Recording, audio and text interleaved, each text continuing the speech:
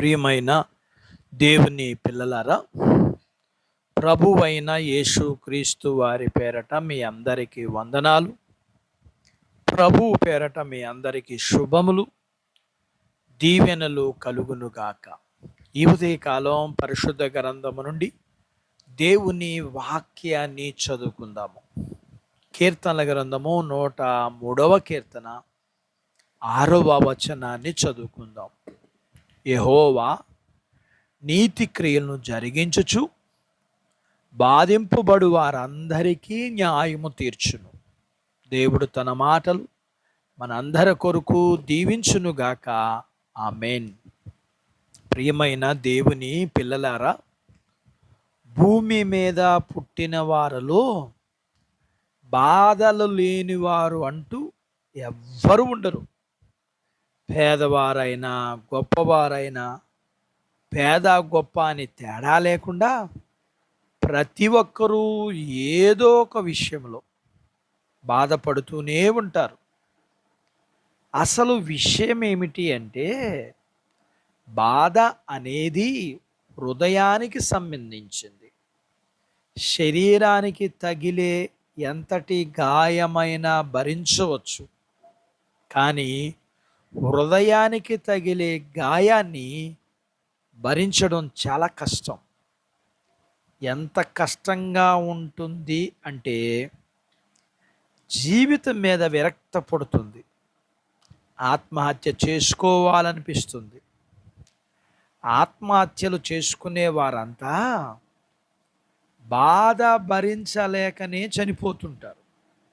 దేవుణ్ణి నమ్మిన వాళ్ళ మాత్రం ఎంతటి బాధనైనా భరిస్తారు, భరించాలి కూడా. ఎందుకంటే దేవుడు చూస్తాడు, న్యాయం చేస్తాడు అనే నిరీక్షణ మనకుంది కాబట్టి, మనకుంటుంది.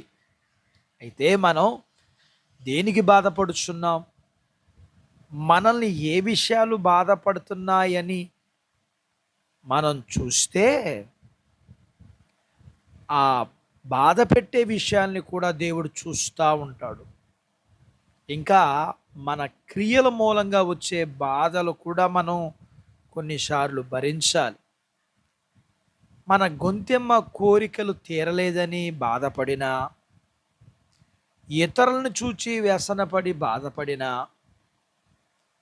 పాపం చేస్తే వచ్చే వల్ల బాధపడినా, దానితో దేవునికి ఏ సంబంధము ఉండదు. ఎవరు క్రియల ఫలము వారు అనుభవించాలి.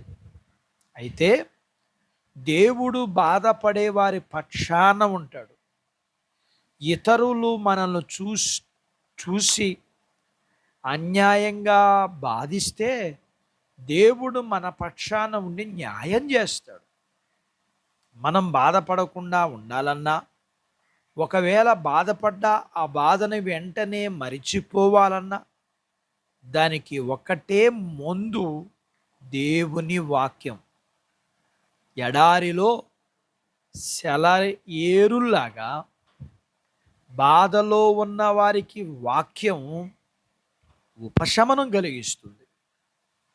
వాక్యానుసారంగా జీవించే వారికి బాధలు రాకుండా ఉండవు, కానీ వాటిని భరించే శక్తి మాత్రం ఉంటుంది. దేవుని కంటే బాధకు ప్రాధాన్యత ఇవ్వరు. బాధపడుచున్న వారు ఎవరైనా సరే వారి బాధను దేవుని ద్వారా పోగొట్టుకోవాలని అనుకునేవారు నెమ్మది పొందగలరు. వ్యక్తిగత విషయాలలో బాధపడేవారు, ఆర్థిక సమస్యలు, ఉద్యోగం రాలేదని, పెళ్ళి కాలేదని, కుటుంబ సమస్యల వలన బాధపడేవారు వాటిని దేవునికి అప్పగించి నెమ్మది పొందు. అట్టి బాధ్యత దేవుడు నీకు దయచేయునుగాక. ఆమేన్. దేవుడు తన మాటలు మన అందరి కొరకు దీవించునుగాక. ఆమేన్.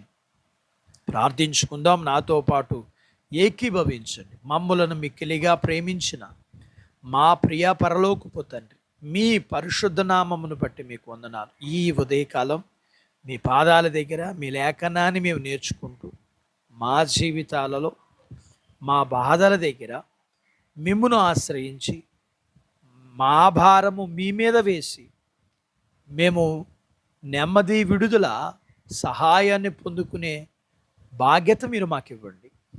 మీ పిల్లలను కలిగినంతటిని దీవించండి.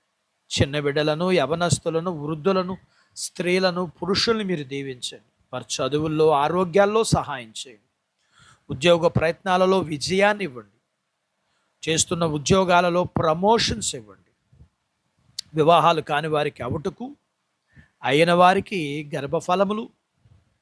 గర్భఫలములు కలిగిన వారికి సుఖమైన ప్రసూతి అయిన తల్లి పిల్లలకు ఆరోగ్యాలు మీరు అనుగ్రహించండి. మీ పిల్లలను కలిగినంతటిని దీవించండి. చిన్న బిడ్డలను, యవనస్తులను, వృద్ధులను, స్త్రీ పురుషులను దీవించండి. మీ పిల్లలకు ఉన్న అవసరతలు, బలహీనతలు, సమస్యలు వీటన్నిటిలో మీరు మీ పిల్లలకి సహాయం చేసి మీ పిల్లల్ని మీరు దీవించి ఆశీర్వదించమని యేసు ప్రభు వారి పేరట స్తుతించి ప్రార్థించి అడిగినవన్నీ పొందుకుని ఉన్నాము తండ్రి. ఆమెన్. దేవుడు మిమ్మను దీవించునుగాక. ఆమెన్.